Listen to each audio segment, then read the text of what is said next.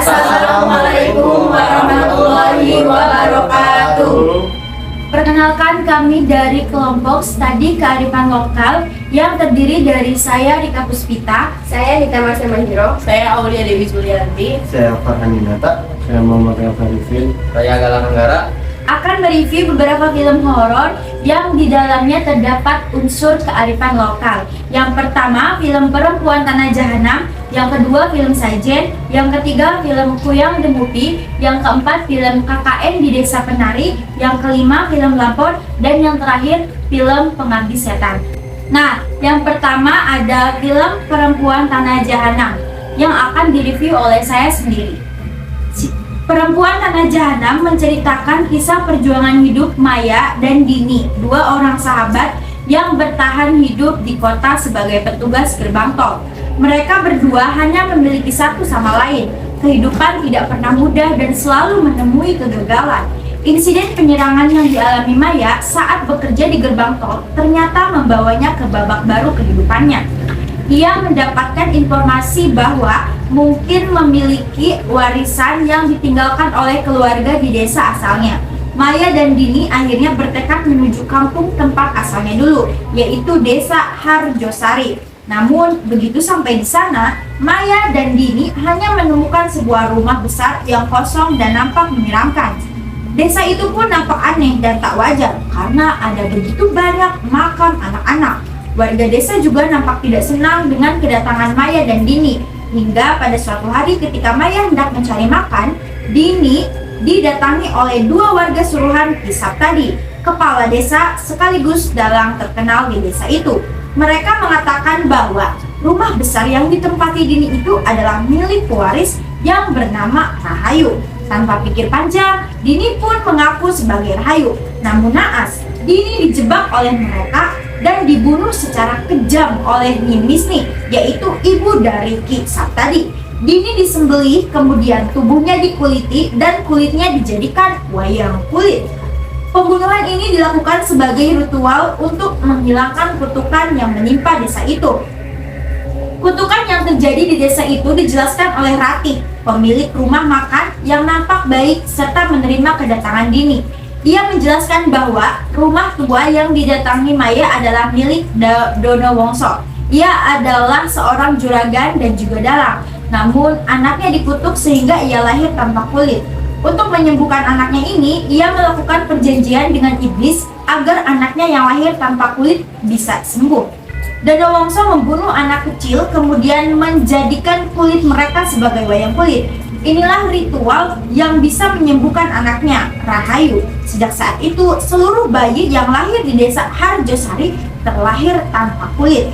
Rahasia lainnya adalah istri Dono Wongso ternyata menjalin hubungan dengan Saptadi, dan anak yang Dono Wongso kira sebagai anaknya adalah anak Saptadi. Mengetahui hal itu, Maya yang sebenarnya adalah Rahayu merasa sangat marah.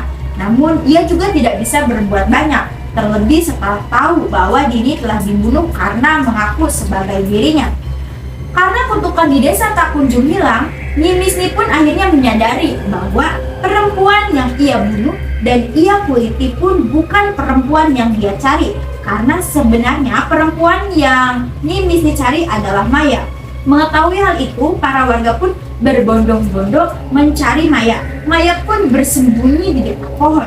Ketika Maya bersembunyi, dia pun dirasuki oleh suatu makhluk yang memperlihatkan kejadian di masa lalu, yaitu perselingkuhan antara ibunya Maya dan Kisap tadi yang menghasilkan anak yaitu Rahayu dan Maya, serta ilmu hitam yang digunakan Nyi Misni untuk menggunakan anaknya sendiri.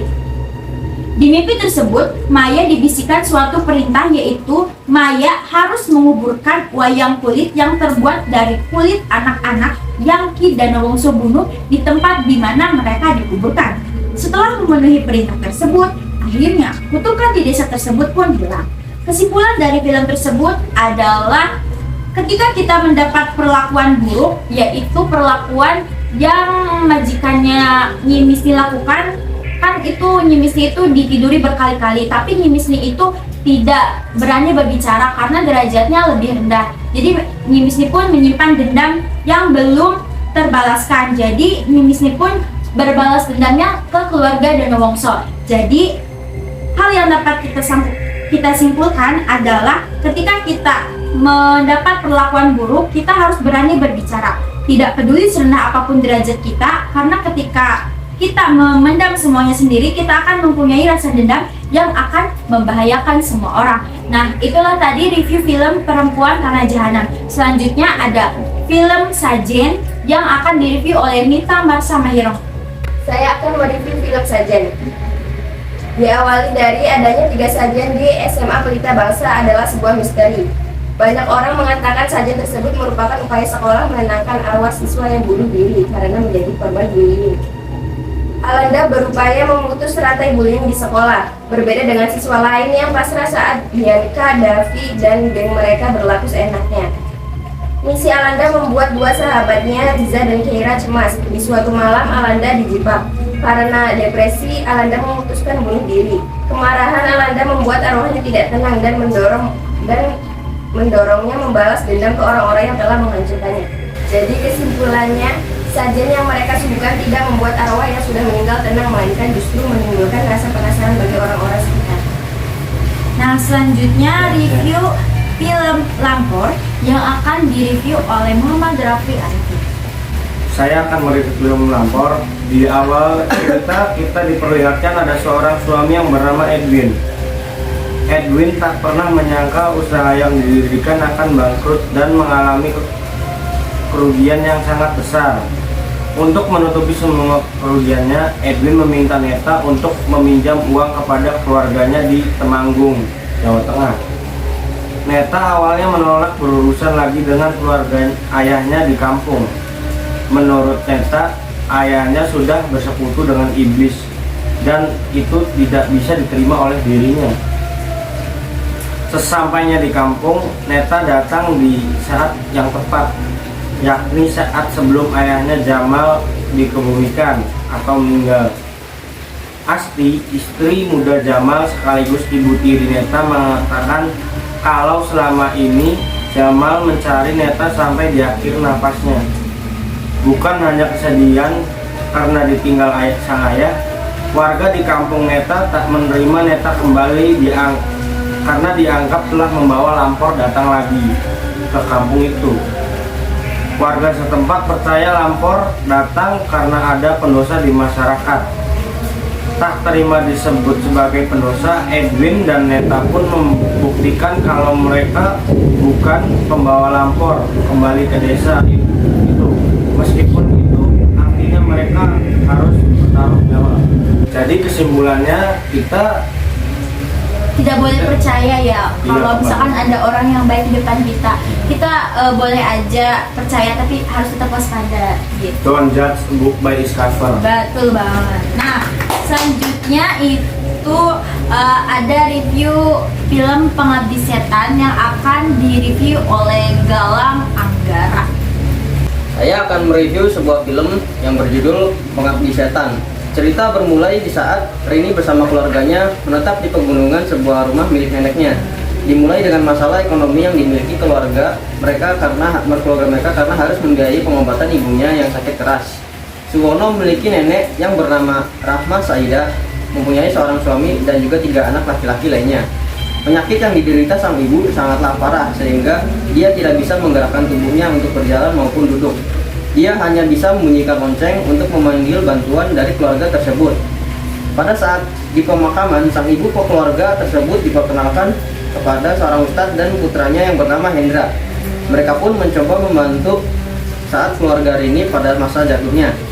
Kematian sang ibu ternyata awal terbentuknya teror-teror yang ada di rumah keluarga tersebut.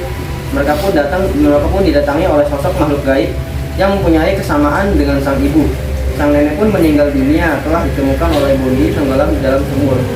Rini menemukan surat di kamar sang mendiang nenek yang akan dikirim kepada Budiman, yaitu teman sang mendiang nenek. Rini pun pergi dengan Hendra ke tempat Budiman tersebut. Budiman pun memberitahu Rini dan Hendra bahwa dulu sang mendiang ibu di pernikahannya tidak disetujui oleh sang nenek karena Rini tidak bisa mempunyai keturunan. Oleh karena itu, sang ibu pun mengikuti sebuah organisasi pemuja setan sehingga dia bisa mendapatkan keturunan. Kemudian, setelah Bondi menemukan mayat neneknya yang tenggelam di dalam sumur, mulai menunjukkan kerasukannya oleh makhluk gaib dan hampir menyakiti sang adik yang bernama Ian. Tetapi Ian dihantui atau digentayangi oleh arwah yang mendiang nenek, sehingga Ian lolos dari kejahatan yang akan dilakukan oleh Bondi. Tony kemudian membaca majalah yang diberi oleh Budiman, yaitu majalah Maya yang berisi tentang pengabdi setan atau berhubungan dengan organisasi pemuja setan. Tony pun tahu ia akan diambil oleh organisasi pemuja setan tersebut setelah mencapai umur 7 tahun. Namun ketika Rini mendengarnya, Rini menghiraukannya. Tidak lama kemudian mereka mengalami kejadian-kejadian yang menyeramkan. Keluarga tersebut pun memanggil sang ustadz untuk mengecek rumah keluarga mereka. Sang ustadz pun memberi nasihat kepada mereka agar mereka rajin beribadah. Ketika malam tersebut, Rini sholat dan ia digentayangi oleh hantu sang ibu yang mengakibatkan keluarga tersebut beralih ke rumah Pak Ustadz. Setelah Budiman membuat kontak dengan Hendra, tetapi pada saat perjalanan pulang, sesosok makhluk gaib membuat Hendra tidak stabil dari motornya yang membuat dia terlindas truk. Mayatnya pun dibawa pulang ke rumah sang ustadz dan Rini menemukan artikel yang Hendra bawa. Pada saat malam, Rini melihat sosok makhluk yang menyerupai Hendra di luar rumah ustadz dan dia pun hampir diseret keluar. Selagi diseret, sang ustadz hanya memperhatikan di dalam kamarnya dengan rasa takut dikarenakan anaknya telah meninggal dunia, yang diakibatkan telah mencampuri urusan keluarga tersebut. Bapak dari keluarga Rini pun tiba-tiba datang dan membawa sebuah keluarga ini kembali ke rumahnya. Dan kemudian Rini pun bercerita bahwa sang nenek telah meninggal dunia diakibatkan telah tenggelam di dalam sumur. Segitu saja cerita dari saya. Nah, selanjutnya ada film Kuyang The Movie yang akan direview oleh Farhan Minata. Di sini saya akan mereview film Kuyang The Movie. Di awal scene kita diperlihatkan seorang suami bernama Adi. Dia adalah dokter PNS yang baru saja ditugaskan di sebuah desa di pedalaman Kalimantan. Ia bersama istrinya yang bernama Reni yang tengah hamil 7 bulan. Belum ada beberapa jam menempati rumah dinas, Reni sudah melihat penampakan seorang laki-laki misterius. Terjadi pula sebuah insiden yang mengakibatkan salah satu patung jurong di kamar pecah menteng. Petugas puskesdes yang mendampingi Adi memberitahu agar jurong tersebut merupakan penolakan bala. Ia menyarankan agar Adi memasang patung jurong lain sebagai pengganti yang rusak. Adi menolak dengan alasan tidak percaya takhayul. Waktu pun berlalu. Mendekati tanggal persalinan, Adi memanggil dukun beranak Mayang dan memintanya untuk sementara waktu tinggal di rumah agar bisa langsung bersiap jika nanti Reni melahirkan. Sejak itu, Reni beberapa kali mengalami kejadian aneh di rumah. Pun begitu dengan Adi yang tiba-tiba melihat tulisan gaib utang darah di ruang tugasnya. Terungkap bahwa sebelum menikah, Reni sebenarnya sudah sempat hamil. Tidak ingin karirnya sebagai dokter hancur, di tengah jalan, Adi memaksa Reni untuk menggugurkan kandungannya. Besar rasa cintanya, Reni menuruti keinginan Adi dengan berat hati. Teringat hal tersebut, Adi akhirnya mau mendengarkan kata-kata menteng. Terlebih setelah diingatkan akan datangnya hantu kuyang yang acap memangsa darah bayi maupun perempuan yang baru melahirkan. Di saat Reni hendak melahirkan, terungkap bahwa Mayang sebenarnya adalah hantu kuyang yang menyamar. Ia berhasil mencuri bayi dalam kandungan Reni. Dengan bantuan menteng dan kepala adat, pemburuan terhadap kuyang pun dilakukan. Reni terpisah dari rombongan dikonfrontasi olehnya. Untungnya ia berhasil mengalahkan sehingga bayinya kembali ke dalam kandungan.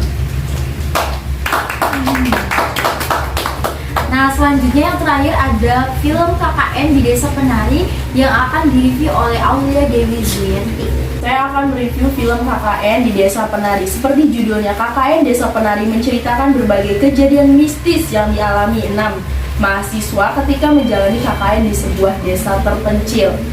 Awal mula kisah ini berfokus pada 6 mahasiswa yang sedang melaksanakan kuliah kerja nyata di sebuah desa terpencil. Setelah mengantongi izin dari orang tua masing-masing, ke-6 mahasiswa tersebut bernama Nur, Widya, Ayu, Bima, Anton, dan Wahyu Kegiatan mereka di desa tersebut awalnya lancar, namun lama-kelamaan Widya dan Nur mengalami serangkaian kejadian mistis. Dimulai dari sesuatu yang seperti takut akan sesuatu karena kepekaan hal mistis, hingga Widya yang kesurupan menari sebuah tarian.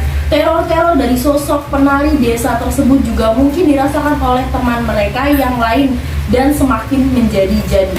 Terlebih ketika Nur kesurupan roh seorang nenek yang mengatakan bahwa ada teman mereka yang melanggar aturan.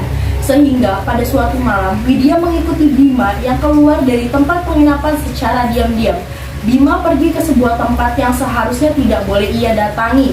Meskipun begitu, Widya tetap nekat mengikuti Bima dan melihat sesuatu yang mengerikan yang sedang dilakukan oleh teman prianya itu. Tidak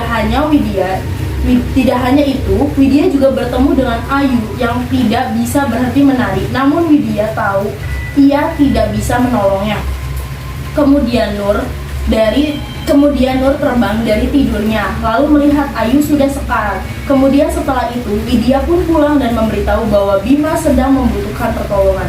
Hingga akhirnya Ayu dan Bayu pun rohnya terjebak karena dosa mereka yang lakukan. Ayu dan Bima pun dinyatakan meninggal karena mereka melakukan yang tidak senonoh di tempat orang lain.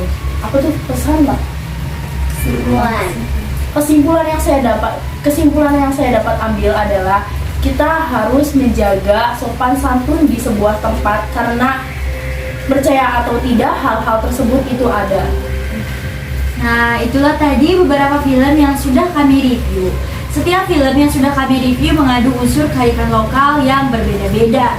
Jadi, mau tidak mau kita harus selalu menghormati dan menghargai kearifan lokal di suatu daerah. Sekian dari kelompok kami, mohon maaf apabila ada kesalahan. Wassalamualaikum warahmatullahi wabarakatuh.